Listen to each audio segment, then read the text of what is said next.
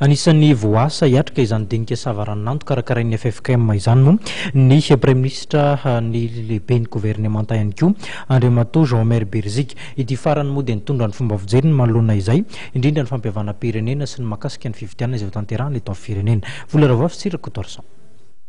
Manohana ny sy ny fampiaonana ny herivelo eto amin'ny firenena sy ny fampihavanana izay ataon'ny FFKM amin'ny Prime Ministre Jean-Maire Berzika saingy ny spian'ny lehiben'ny gouvernemanta kosa fa tsy tokony hanimba ny fizotry ny fialana amin'ny krizy sy ny fifidianana fanapahan-kevitra mivoaka amin'io feonana io. Efa ela loatra ny krizy teto Madagasikara amin'izao fotoana izao izy zareo nanao an'ity fampiaonana ity ka everiko fa tsara ianona izay zavatra rehetrarehetra izay iseho rapitso sy afaka pitso ary tsara hoenona tsara hodinina ny fanapahan-kevitra izay ivoaka avy amin'io fionana io.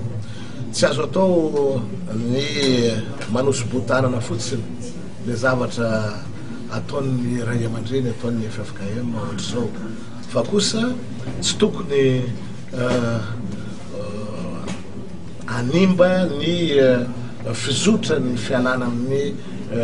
krizy ny zavatra ataon'ny FFKM ary ataoko fa manana ny fahendrena ampy izy ireo mba tsy roso amin'izay lalana izay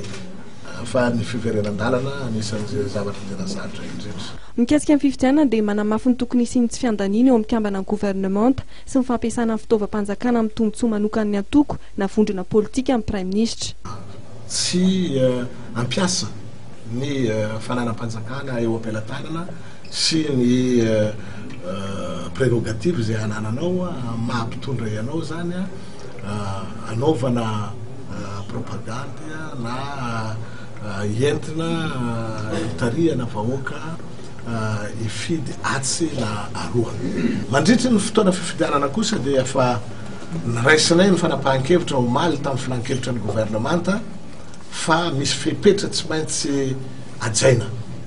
ka izay tsy manaja n'izay fepetra rehetrarehetra zay moa hitanareo ivoaka eo ihany satria misoratra ao anatin'ny code électoral ary nandraisanay fanapahan-kevitra